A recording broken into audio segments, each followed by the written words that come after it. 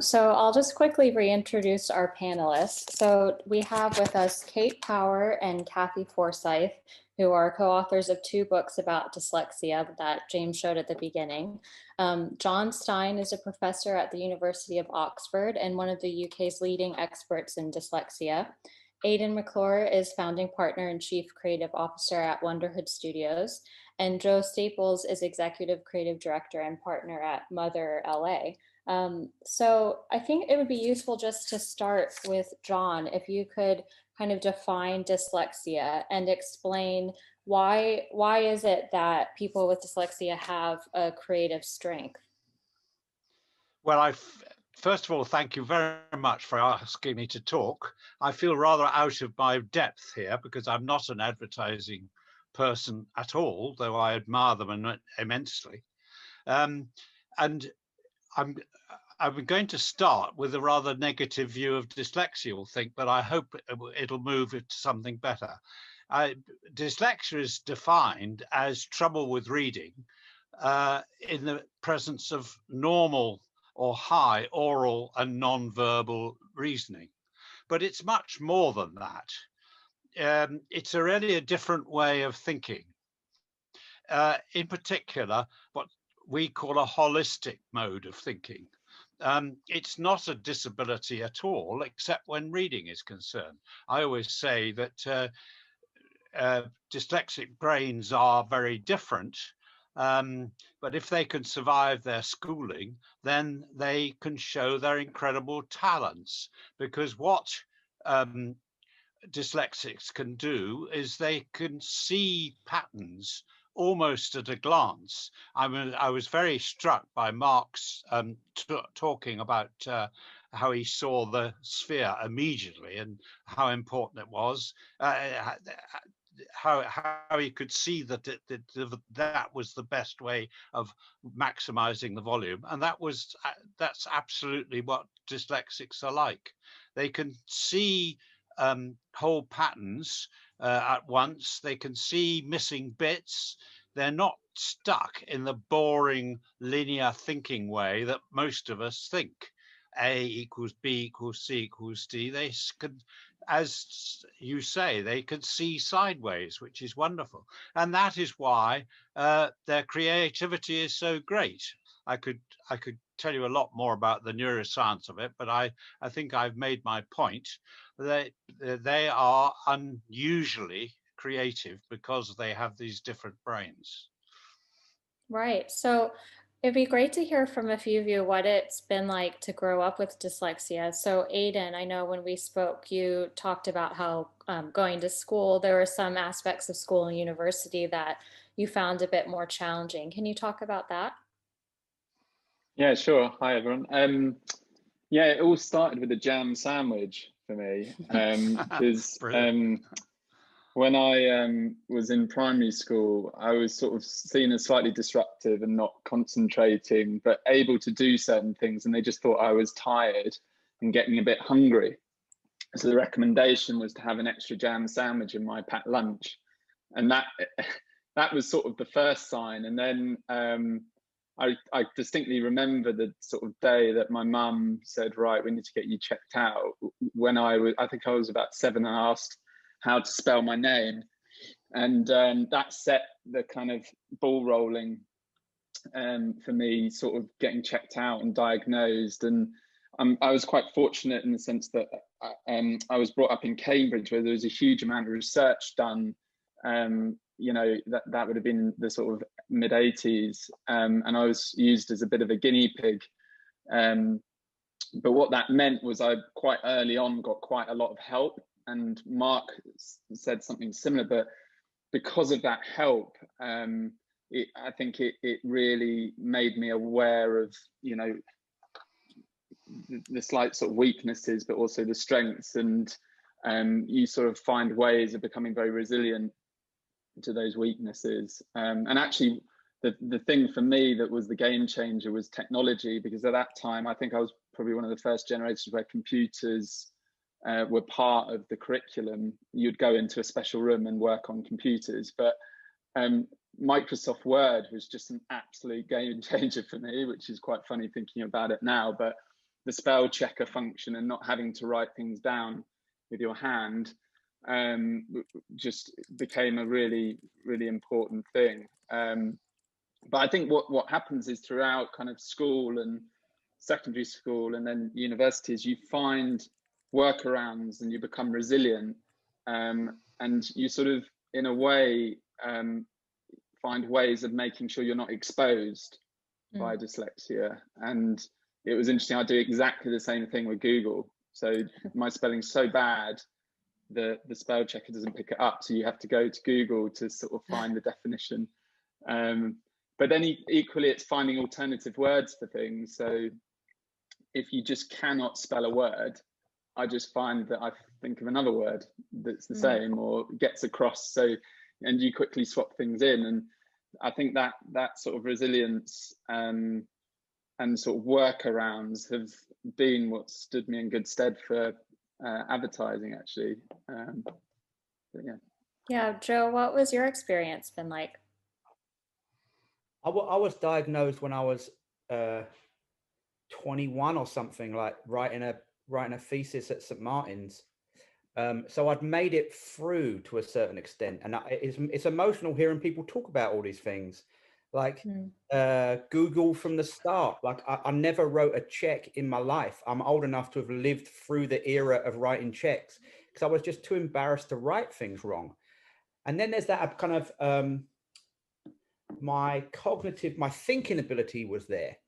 So I've basically spent my life trying to think as broadly as possible and execute and talk and write as simply as possible, which it turns out is really good for advertising. And I'm thankful that advertising found me. I kind of feel like I was the shape of block that fit into the thing it needed, which is ability to talk and listen and then say things really simply. I made it to like 21 with, I've been reading people's chats here, and that's kind of a crazy one, which is I made it, every single one of my school reports was exactly the same. My mum and dad might actually be on this today, but they'll also tell you that Joe's really smart, but he's so lazy. He could do it all if he actually concentrated. And there was this horrible theme. So probably the two most emotional points in my life were like being diagnosed and having this weight lifted off and allowing this soup pad to come out. And then my son being diagnosed too, which was, I can actually help. I can help, not from 21, I can help from 4 or 5 years old. So I think that the coping mechanism was basically, and I know it's not necessarily scientifically true, but it was, I got my 10,000 hours in before I was 10 probably, because I was practicing covering it up. And that covering it up, once you start exploding it, it's so much fun. So Kate and Kathy, I know that you wrote your 2 books for your children, who each of you have children who are dyslexic.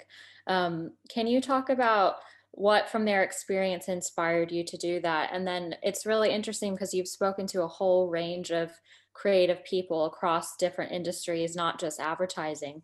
Did you recognize any common themes when you were interviewing them? Yeah, they were very much so. Yeah, they everyone hated reading out loud. I'm dyslexic, and going through school, one of the worst things for me was trying to hide at the back of the classroom, try and work out what paragraph I was going to read so I can work it out, so I could read it in advance, so I knew how to get through it. But yeah, that was the most common thing. When we interviewed our 54 amazing dyslexics, one of the first things they said, it was like reading out loud was just it was the most horrendous thing, and it's almost stayed with them. But what was really lovely is that everyone we interviewed, they were lovely, empathetic, charming people. Once you started to talk to them about their dyslexia, it got emotional because it opened a whole can of worms. You kind of, you know, they were open and they just said all these stories, absolutely.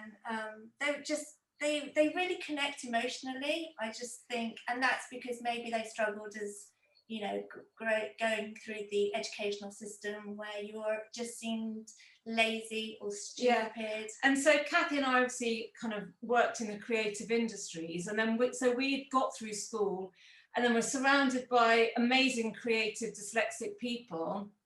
So then, you know, having happy times. Yeah. And then it's when we had our own kids and we started watching their self-esteem plummet. We thought, oh, you know, we know that it's bright the other side, but they've got to get through the education system. So that's why we wrote the first book, which is all aimed at understanding what your challenges are, because everyone's different. So if you know what your challenges are, then you can sort of get your coping strategies sorted.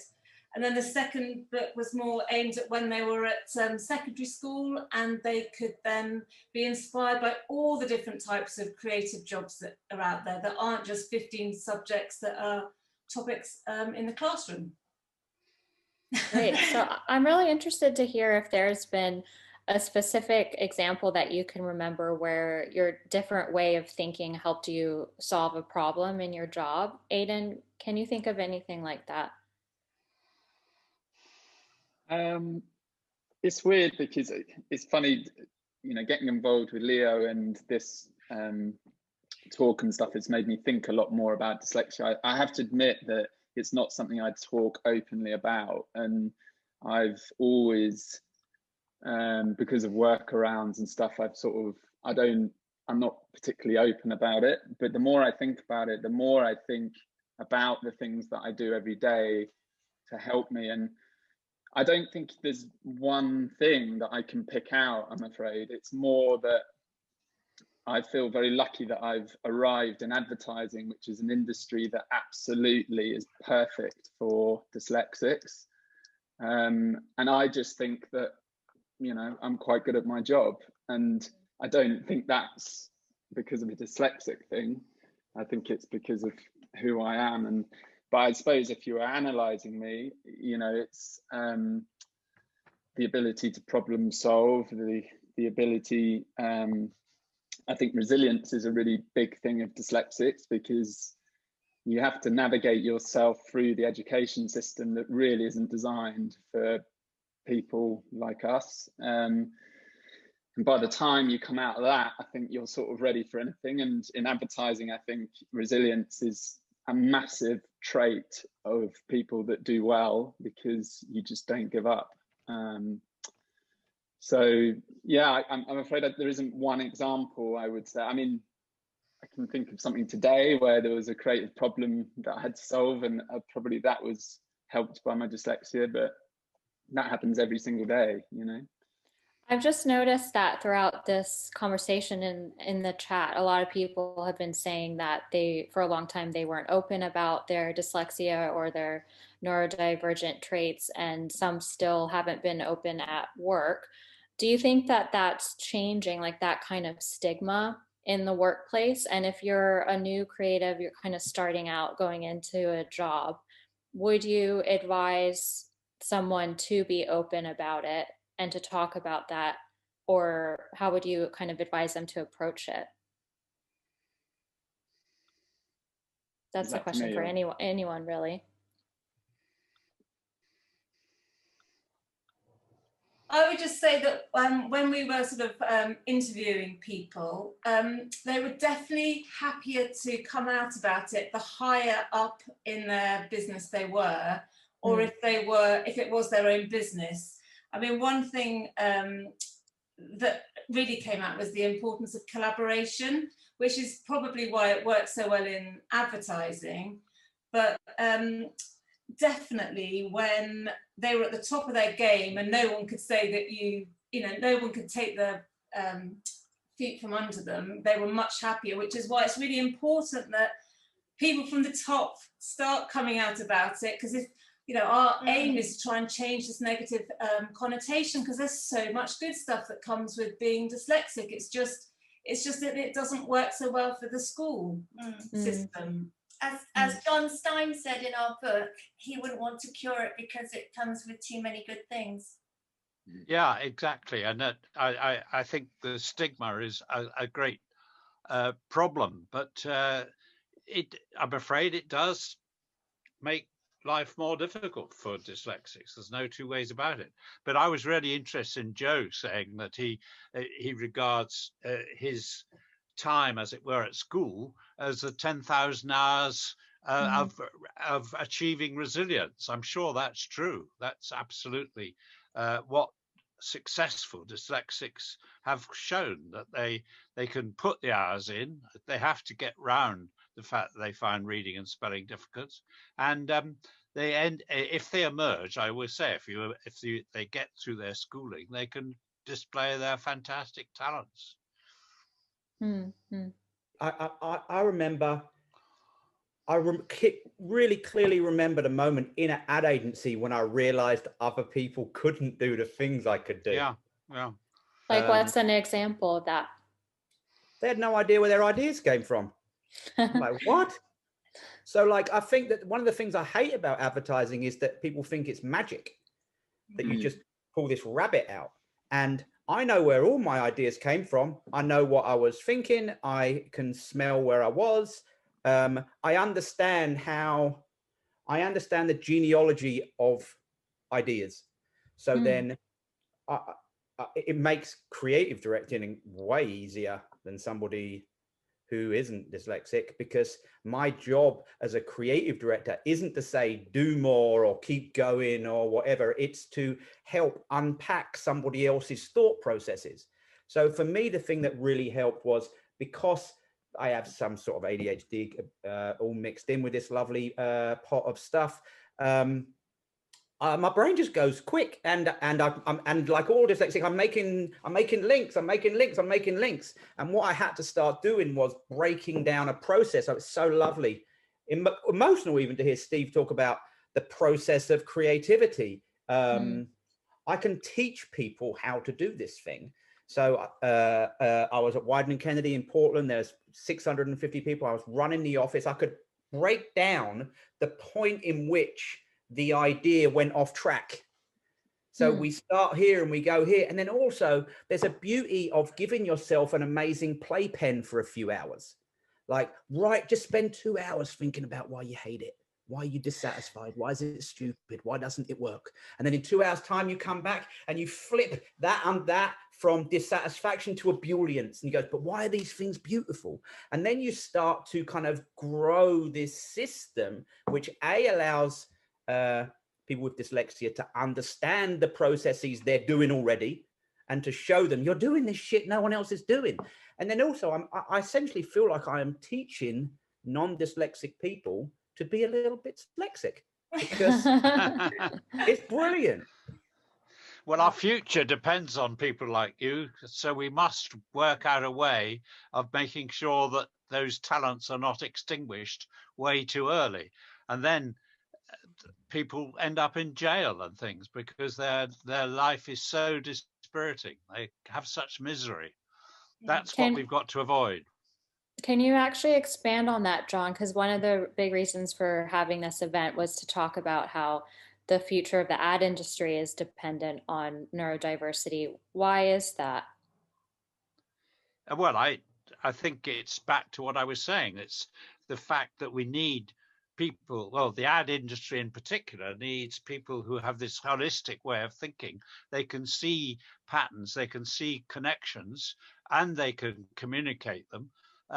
So it's not actually pulling rabbits out of a hat, but on the other hand, it looks to other people as if it's pulling rabbits out of the hat. And that's the problem. That's why it's so important that this talent, I will call it, of dyslexia is mercifully connected with good communication. So most dyslexics are really good at communicating their ideas, even though they can't write them down or spell the bloody words. So Leo is a great example. Oh, go ahead. Sorry.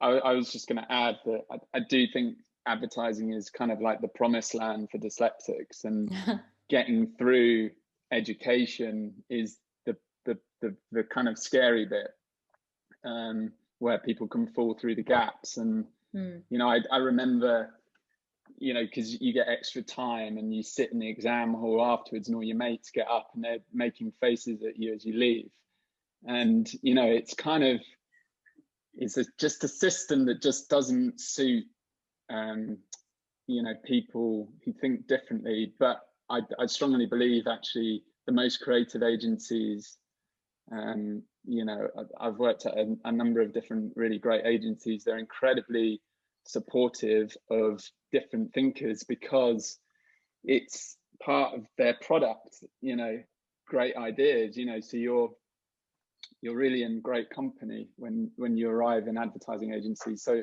I think and that's why I think Leo is so important. We need tools to get people through education and reading lists and all of that slog. And then once you get to advertising, you can have the freedom to think and show people what you can do. It's just getting people there that I think is the real challenge.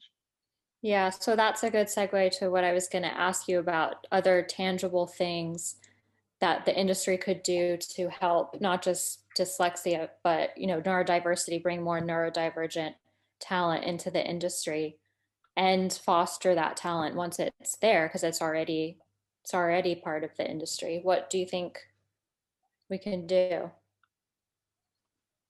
Well, I think supporting things like Leo is a start. You know, I think the advertising agency needs to get a bit upstream and help students come through. Because as I said, I think once you're in advertising, you know, it's a wonderful industry where you are trying to make everything simple, and it's not about long text and long kind of thought pieces. It's about simplification. And, you know, you get given a laptop if you work at an agency, you get given support, you know, tech support and all of that stuff. For me, where advertising can help is by supporting colleges and supporting people who are doing wonderful things like Leo. Really, that's my thought on that. Can I add just one thing? There is a movement, I'm afraid, to say that dyslexia doesn't exist. And one thing the advertising industry can do is show that it does exist and that it is an advantage. And if we refuse to accept that it exists, it will mean that people won't get the kind of help that you, Alex, and you, Joe, did get. And that will be appalling. So I think it's really important the advertising industry extols the virtues of dyslexia and getting people diagnosed, I'll use that medical term, early so that they can be helped. What about the workplace itself, like within agencies or offices? I know that's shifting a lot because of COVID and remote working. Do you think there's tangible things there that we can change to be more supportive? Joe, do you have any thoughts on that? Well, I don't know the answer. I do think it's interesting that the more senior you are, the more comfortable you are talking about it, because to previous talker's point, you can say, like, you can't question this body of work. So now you feel more comfortable talking about the thing. I also had panic attacks a decade ago, and I, at the same time as running an agency, right? And I'm not embarrassed by having panic attacks. I'm certainly not embarrassed about dyslexia. So being able to stand up in front of people and talk about those things, it was amazing how many people would come to me afterwards and say, that's why I can't go on subways, or whatever. That's why I don't like flying, whatever these things are. And then to be openly dyslexic and celebrate it and extol like, I have whole presentations at some point I'll show people, which is like, this is how I think. This is how I think dyslexia has helped me think. And if you do it, you'll get to good ideas. It's almost it's horrible to have something that's both creative and foolproof, because they shouldn't really go together. But there are ways to think that we will do normally that other people can learn from. I think that openness is maybe the first step. Do you want to be in our next book, Joe? Yeah. Good chat. What would your next book be about? Like, are there other topics that you still want to cover within this? Yeah, well, it was just so interesting. We had the most wonderful 2 years meeting people, bearing their souls, agreeing with us, agreeing with them. It was such a pleasure. I mean, I think we just scratched the top of the iceberg, really. because we've had people that have asked to be in our third book, which is such an honor, isn't it? Yeah. And you know, on the common traits, I think dyslexics know how to have fun. If you're at a party and you see somebody in the corner laughing and joking, they're probably dyslexic. I think because dyslexics see things in a different way and they see the world in a different way, they're just fun people to be. They're fun people to be around, and that's the type of person you want in your advertising company. You want fun, lucky, curious, enthusiastic kids. You don't have to have the whole skill set. You just have to be willing to brainstorm and be enthusiastic, because enthusiasm is infectious. Yeah, and work hard. If you're used to working hard, and then you combine that with a job that you love, you're going to fly. Yeah.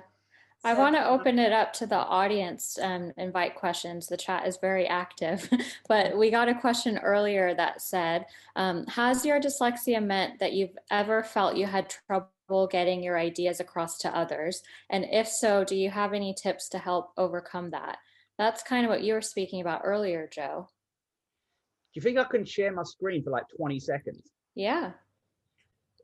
So I have a presentation which I'm not going to show anybody, but I also have a book I'm trying to write, right, called How to Eat an Elephant, which is just about the process that we go through. Let me see if this will work. I screenshotted one page from this thing. So this is a well-researched and highly successful and proprietary diamond of success, right? And I do Brazilian Jiu-Jitsu. I think anyone that has dyslexia should do Brazilian Jiu-Jitsu, because it's the physical process of what we do mentally. So it breaks down movement. It's basically how to win a fight as a dyslexic person. So I have my little thing of like, this is how you do jiu-jitsu. This is the thing I tried to do, right? So, and that's what we've all kind of talked about these things. I've just tried to make it as simple as possible, which is you think as broadly as you can and you execute as simply as you can. That's essentially a whole book in 2 lines. But there are moments where I said, if this is a week, and this is the middle, is the Wednesday is the half the week, on the first day, it's just about how to collaborate. And that's one of the superpowers, I feel. And then how to be dissatisfied. And then how to turn your dissatisfaction into ebullience. And then how to trust the process. And then tone, and then rigor, and then craft. But not, and again, we all clearly always have stuff jumping out. We're thinking about what's the tone of this piece? How do I do this piece? But just to know when to have that on and when to have that off. Am I making any sense here? Good. Yeah, that's brilliant. And that is, when it comes to describing ideas, is to understand which bit of the idea that you're sharing. So as a creative director, I used to get people to not present me, I've got a thing, but to present me, here's what I was reading, or here's the conversation I was having, or here's the thing I was thinking of. And if that's interesting, you go to the next one. And so I thought, then you get the next bit, which means this. Now, if at any point you get to a layer that's kind of crappy, you didn't do that bit very well, all you do is just go back to the next layer. So I think sometimes people struggle articulating the idea because they jumped one too many through. So I always try to kind of ramp up in a narrative sense, which is like, I was trying to describe to somebody why Trojan condoms was literally the dumbest name in the world, right? So then I just start with like, tell me the story of the Trojan horse. And then you start going, well, all these baddies got through the gate and then they waited till night and then they jumped out and ransacked the town. And you go, yeah, that's amazing, isn't it? It's literally the only thing a condom's supposed to stop. How can you know? This makes no sense. So like, you don't just jump to why Trojan is stupid. You have to, it's the journey that you go on. So that's part of the thing of unpacking your own dyslexic mind and presenting it in a kind of chaptered format, which I know Steve touched on this, which like sounds boring, right? Because we're supposed to be creative and wild and free, but there's structure we can apply to this stuff to help our own thinking and also help our own articulation in collaboration. So interesting. I think this is a good question and very relevant right now for what we're living through. Have you found that your dyslexia is worse during times of stress? whether that's time pressures at work or maybe just lockdown? And have you learned any ways to deal with this? Anyone have any thoughts? I would definitely agree with that. I think under pressure, any time you're under extreme pressure, I think it comes out a lot worse. An example being when you're driving along the road and someone says, "Oh, quick, make a left," and then you turn right. That is like a key example of that. But I think, any time pressure, I think, with dyslexia is problematic. In exams, that's why you have extra time, because everything takes a bit longer. If I need to read something, I really enjoy reading, but it takes me a lot of time, and I'll read a book in 3 weeks, whereas my wife will read it in 3 days, and anything that requires like extreme quickness, I think, exposes your dyslexia. I don't really know ways around that, because sometimes obviously in advertising there is pressure, but it tends to just spill into the night and you just carry on through the night. And I think, that comes back to the resilience thing of just carrying on. And you never really have an exam pressure in advertising. It's just more like time and how long you can keep going, I think, rather than something needs to be done in sort of 30 seconds, Joe, do you have any tips for dealing with stress? Some of them are illegal. Am I allowed to talk about those too? Maybe not. Well, they're legal in Oregon. Okay. No, I think that this is the thing. Is meditate. It's a big fucking deal. Exercise. I find that to help slow me down a bit. And then this is the reason that I try and get people to work within some sort of system. Is the hurry up thing is the worst thing anyone can ever say. And that is, in jiu-jitsu, my job is to, when I'm literally fighting somebody, my job is to get them to panic. Because when you panic, you make really, really, really bad decisions. And then I win. And I think that you have to be empathetic to yourself in those situations, which is this diamond, it doesn't matter. It's not like this is one day, this is one day, this is one day. This is half, and this is the second half. So to try and bring calm to all of these situations, very fucking hard with the president we've had for a while. But to relax, to meditate, to drink enough water, all these silly things that my mum would have told me years and years and years ago, actually do those things physically. And then in a thought process point of view, don't allow yourself to be rushed. I think that turn left, turn left, turn left is a perfect example. It's when we all make bad decisions. I think another thing, just listening to you, Joe, what I do as well is just don't leave things to the last minute. And I know quite clever people can do that. So they'll go, right, I can just do it the night before, and they smash it. I just cannot do that. And I'm an absolute geek for when someone says, right, you need to start working on this, I'll start working on it now, and I'll work really hard on it. So I know it's quite cool to leave things to the last minute, but I never ever leave things to the last minute. I give myself as much time as possible. So you just don't expose yourself. It's that whole exposure thing, I think. Does anyone ever get imposter syndrome? And maybe going back from when you were growing up and you were in school, and that shake to your confidence, and how would you deal with that? Everyone does, don't they? And if they say they don't, they're lying.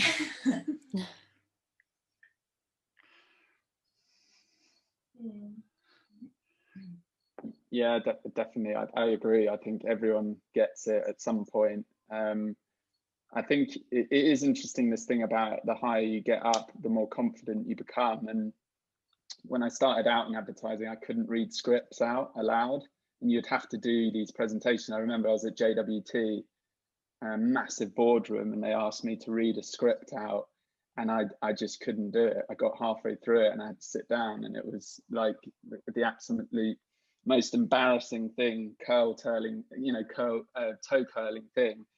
And then over time now, I love reading scripts now, and I take my time and I really love each word as I do it and really relish it. And I don't know what's changed. It's just experience and confidence. And I was so nervous starting out in advertising, and now I think I don't know, I just don't get that anymore, and I don't know what changed. But you know, I just think anyone who's at that stage now, don't worry, it's an experience thing, maybe, I don't know.